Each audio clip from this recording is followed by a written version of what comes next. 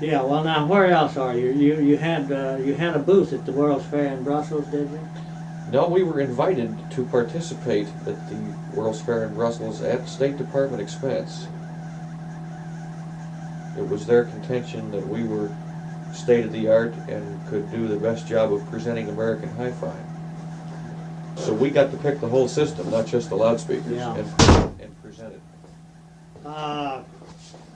What percentage of your business is commercial and what percentage goes through your dealers? Well, all business goes through our dealers.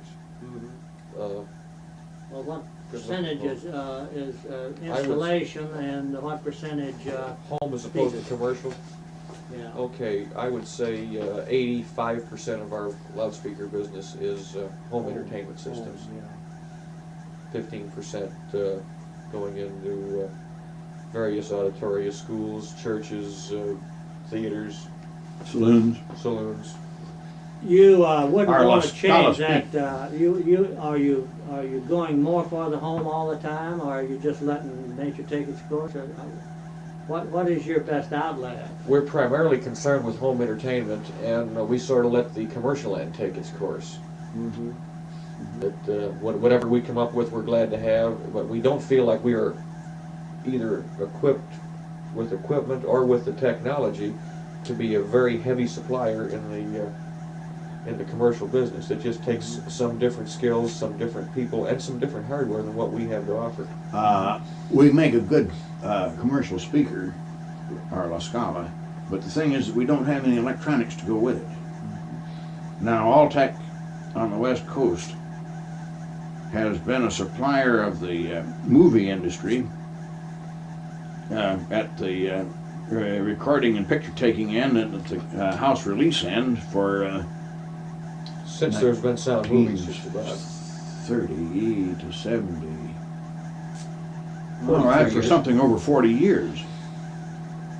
Now we can do. And you've got a working relationship with them. Oh no, No. oh, no, not at all. No. They have the speakers, amplifiers, microphones, everything that is needed to make moving pictures and to project them at a release house. Now, all we offer is loudspeakers. There's two companies that dominate that business, and it's Alltech Lansing and RCA. And we're just not in that business. Now we get some commercial sound business on an incidental basis, and we're glad to have it, and we can make our stuff do a good job there. But we're really not equipped to manufacture that equipment. Well, now, what other incidents of this character can you recall? We're in a lot of very prestigious, fussy locations where we feel that people are talking about very high quality level of sound. Let me jot down some of them. Most of these, what used to be called summer stock theaters that now no longer run in just the summer, but on the East Coast, like Westbury Music Fair, and Painter's Mill, and places like that, where very fine equipment is demanded theater in the round. And, the spoken word is a must, total communication's a must. They use our equipment exclusively. They will not have anybody else's loudspeakers in there. We're in the Deauville in Miami. We're in Caesar's Palace in Las Vegas. Robert Goulet and Carol Lawrence and Harry Belafonte, just to name a few big-time entertainers, will not appear on stage unless our loudspeakers are used to reinforce their voices. And of course a large number of rock and roll bands who are impressed with us for the wrong reason, frankly. They're impressed with us because we can deliver an awful lot of power and deafen people without going up in smoke. Yeah. And I say they're impressed with us for the wrong reason. It is an attribute, but it's not the reason I would have my speaker chosen for. Right. They want the retention of sound, which you can give them. Well, it's not retention. It's just loudness. Well, that's what I mean. Horsepower output. Yeah, horsepower. That's it. Horsepower. Decibels. Now you are in Robinson Auditorium too. Yeah, and Municipal Auditorium in Hot Springs, and we're in most of the colleges in Arkansas. If you're interested in writing this for Arkansas papers, that would be. Are you in Harding? Not to my knowledge. We're on the campus, and Dr. Benson was president of We're Harding in most of these 20 years. state colleges. Why does your product cost so much? Why does it cost so much? Primarily because of people's time. Lots of guts.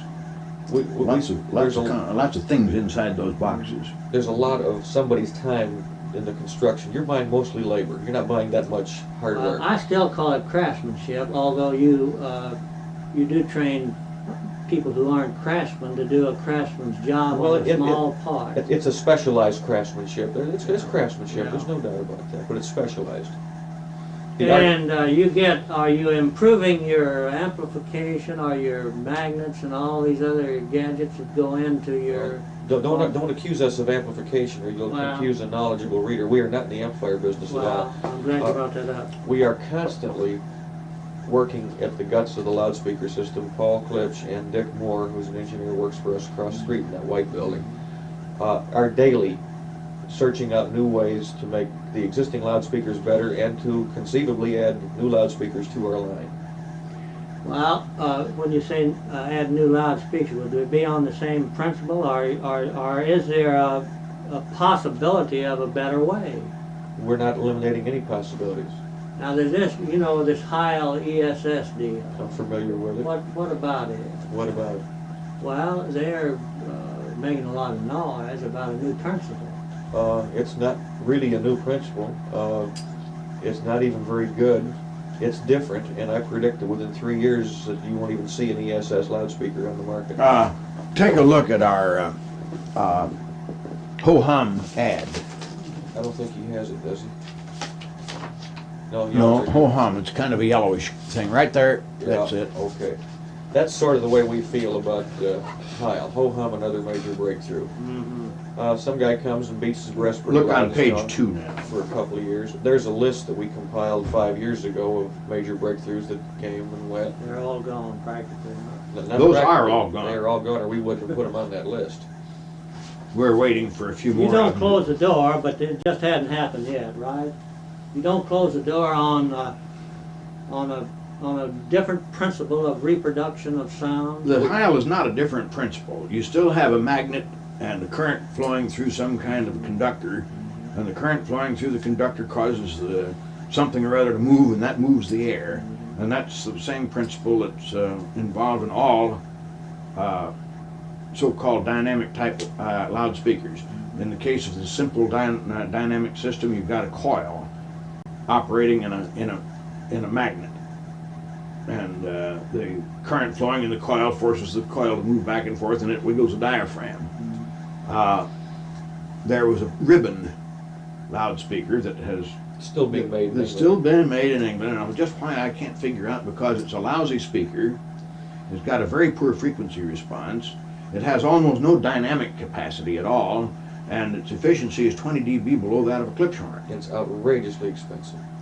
Outrageous. And if you figure it in terms of dollars per unit of performance, it's outrageous squared. Yeah. Before I forget it, what about your market? Does it extend internationally? Very much so. Our biggest single Distributorship. word. Our biggest single purchaser is a distributor for Germany and the Netherlands. Would Italy still not rate about number 2? Italy is number 2. Oh, these are not both over the USA, are they? Oh no.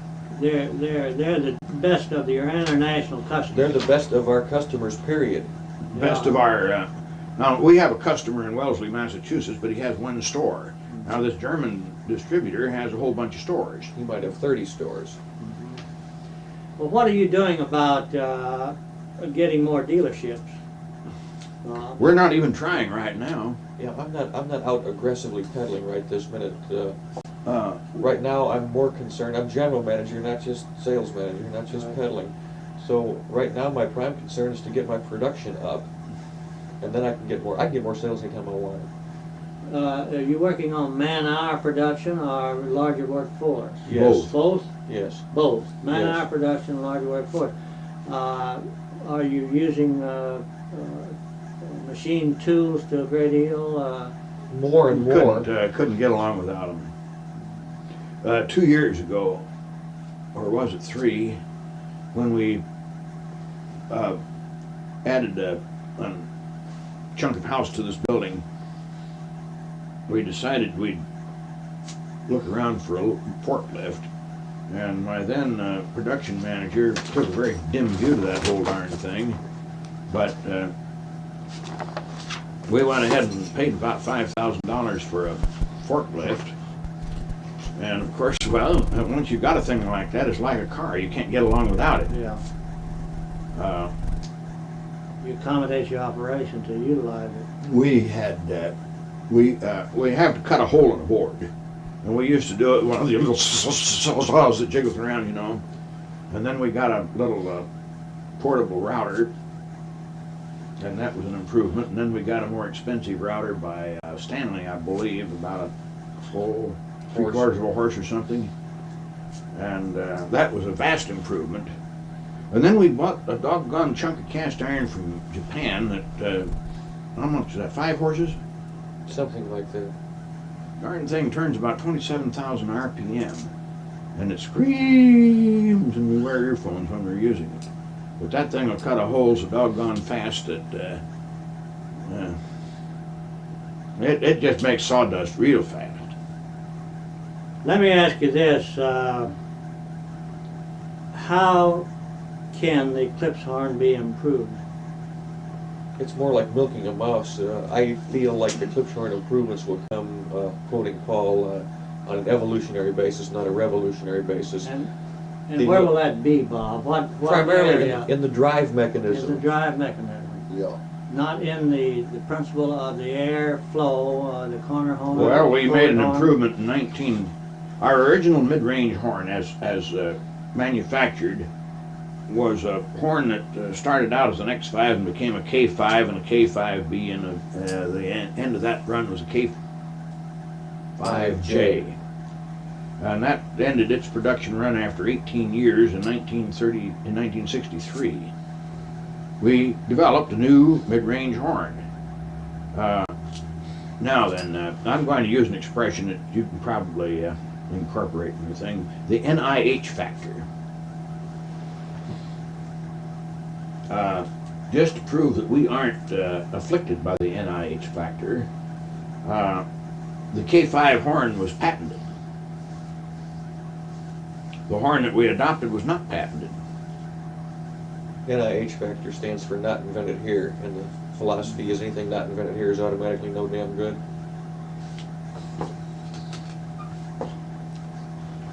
So in answer to your question,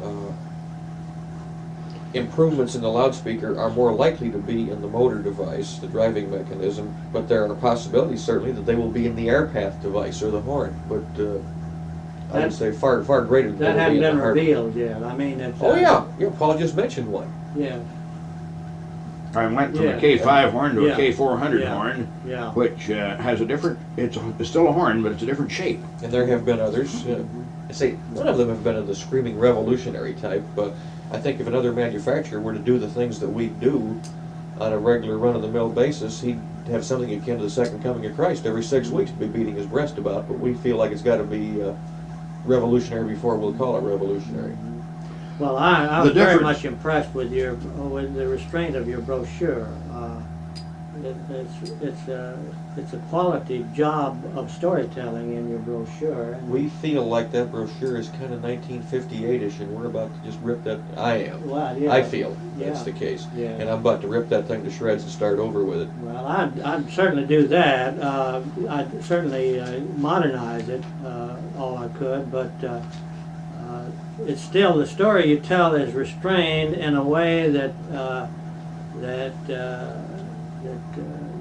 exudes quality, Oh yeah. quality thinking. Yeah, well, our thinking there, though, or my thinking, that's just not editorial. I feel like that brochure is sort of dated as to graphic style and writing style and photographs and illustrations, and I just want to do the whole thing all over again. Well, I think you're. Let's tell the same story, but I just want to. What are you going to do about the high cost of Klipsch horns and the middle America market? Not a darn thing. Are you just don't have to be interested in that, Bob, or? Our average consumer, our average Klipsch horn buyer, and I'm just taking a wild guess, Yeah. I'd bet money on it, but I'd have to find out more about you to prove the bet, makes less money than you do. We feel like pretty strongly that our average Klipsch horn buyer is more than 21 years old, fewer than 40 years old, more nearly 30 years old than any other number,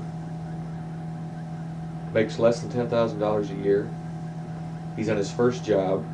He's married, probably has no kids, and he's made a sacrifice, perhaps even payments to a bank to buy his Klipsch horns. He's not the kind of guy who can sit down and write a check for it. He's the same kind of guy who's just as likely to spend his last dollar on a good book or a record as he is to put it in the bank and save it. Have you ever given any thought to have Klipsch and Associates have a GMC, a finance plan to help your dealers on that situation? It's not necessary. The dealers pretty well They take pretty care well of that. take care of it.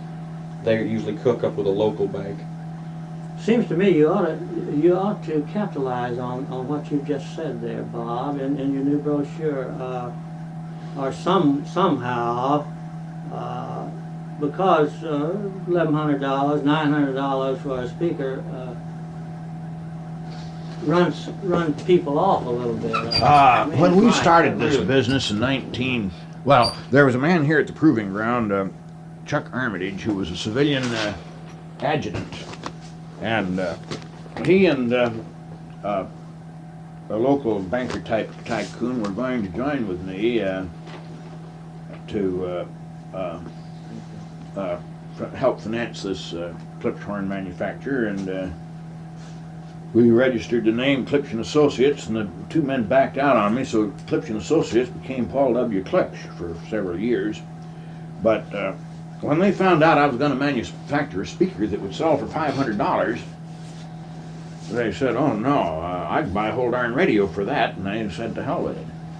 I feel When this. we introduced this speaker, I think it sold for $600, $590, something like that, and it's roughly, well, It's $9.99. all right, it's gone up $400. Now the thing is, in going from $590 to $990, in the range from 1948 to 1973, show me something. It went down. Show me something that hasn't that has increased only that much. Maybe electric power per kilowatt hasn't increased. Maybe electric power per kilowatt, and maybe chewing gum or something like that. Yeah. We're a huge, tremendous mass market. But Well, chewing gum was a nickel, and now it's a dime. yeah, it's 8 sticks in a package instead of 5, so it hasn't gone up that much. But you understand, I'm not critical of the high price at all, but I do want I'll to. tell you our philosophy on this high price. For one thing, go ahead and say it, I don't care. It's a bastard filter. In large, somebody who would quibble over the price, I don't want to have to deal with him anyhow. He ain't my type of guy. I just don't want that kind of guy. I'd rather have the guy I said who'll make payments than the guy who makes $1 million and wants to haggle me for the last nickel. Because I won't haggle with him. Yeah. I won't haggle with him for 13 Those seconds. that you haggle with are not probably going to be happy. Right. In large, I don't get along well with the guy who's too impressed with his own importance anyhow. I just run him off. We find that we like more nearly down-to-earth people, and people who are into music rather than gadgeteering Yeah. are a far better customer Yeah. for us. Yes. I see the emphasis you place on We're selling gadgetry, and the market now is not sound reproduction. We're in the entertainment business, the same as the guy who's selling a sailboat or a sports car or a movie on Saturday night. We're in the same business he is. What about sales volume? Now you mentioned 130,000 and it dropped to 60 or 70,000. Do you want to mention that? Do you want to use that in this article or not? I don't see an objection to You it. may if you wish. We're approaching 2 million now.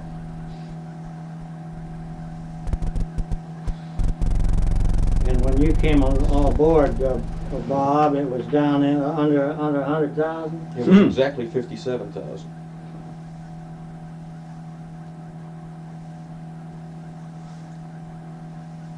Sure was. Sometimes I wish that we had the guts to do it in that Rolling Stone so that we could mention bullshit specifically. with Rolling Stone? You mean advertising No, in the Rolling no, Stone? the magazine, Yeah. newspaper rag, Yeah. Rolling Stone. They wouldn't Yeah. object to your mentioning the fact that I have a tapestry on nailed to the wall spelling out bullshit. Right. No, they wouldn't object at all. They'd like a picture of it. The Arkansas Democrat might, though. Yeah, the Democrat wouldn't care for that. BS they would not run from, I don't imagine. But then we don't have to deal with that. That's between friends. Now, why Hope, Arkansas? Are you going to stay here? We're in Hope, Arkansas because that's where Paul was when he started the farm, and there's no particular reason to move, so we will stay. Are the people that you're hiring here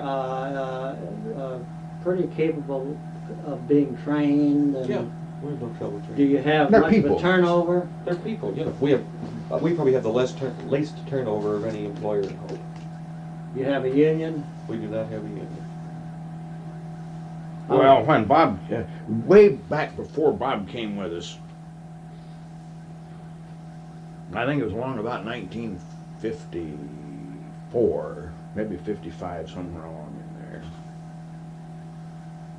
I promised the employees that if we ever made any money, that I would like to share the profits with them. Well, of course, profits were kept in red ink for quite a long time there. I think that the first time we showed a profit was about 63. Yep. I had a very small profit, like out of the $120,000 gross business, $117,000 gross business, I think we had a $200 profit in 1956. And a profit of that amount is pretty much a bookkeeping entry, depending on how you take your depreciation and your various things that you do in bookkeeping. What are those? Those are patterns, or that is a pattern for casting we're going to make to adapt from one size horn throat to another size driver throat. This is part of the research you asked about. Uh-huh. And looking at the shape of the horn. Mm-hmm. Looking critically at the shape of the horn. Mm-hmm. Well, that, of course, is the outside of the thing. Here's the way the horn is going to be shaped inside. If Maybe you can we'll imagine. get a picture of that. Where would be a good shot of that? Well, right there on the desk in front of you would be all right, wouldn't it, Bob? All that stuff. And why don't you get behind him over there and get Oh, in you don't this? want my picture. Well, you're the doctor. You want Paul Klipsch's picture.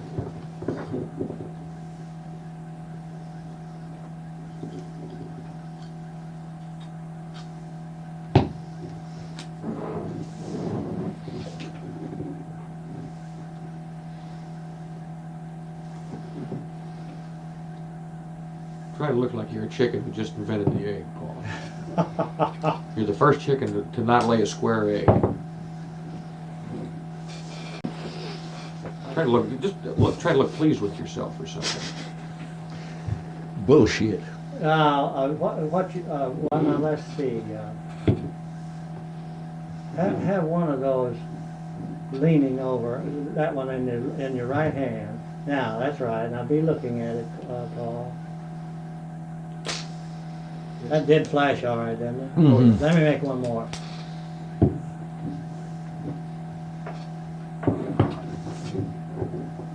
All right, now turn looking at the one you've got in your right hand, right? I'm having to shoot at 22 there, and you know I don't have any light through there to see where you are, but I got you all right. You know what I mean? My aperture was down to 22, and to see anything, Oh, that You doesn't. gotta have your, that's one of these aperture damn open. preset lenses that doesn't open back up. well, it does. It's an automatic lens, but I don't use it automatic. Mm. I try to get away from as many automatic things as I can because I'm not an engineer. Well, I like the automatic feature. The thing that was wrong with the old Rolly, I don't mean Rolly, the Graflex, was that you were looking through the lens stop down, and when the Japs came along with this gadget where the lens is always wide open until you're ready to take the picture. And then you push the button and the mirror flops around and the thingamadodge happens and the iris closes down and you take the picture and the shutter goes across and Focal everything plane, flappy blomp, flippy blomp. sounds like a single couple lens of reflex. anvils falling on a tin roof, and pretty soon when it's all over you've got your picture. Yeah, But the thing is that you can see through it then because the lens opens back up so you can yeah, see what you're doing. right. Well, the reason I got out of the habit of using automatic is I do this close-up work. I've got a hobby of little flowers, macroscopic flowers, you know, pinhead size, blossoms on Why flora. don't we adjourn this darn thing and push the button on this thing and take a quick look through the shop, All right. and then I'll take you across the street and let you look at the studio and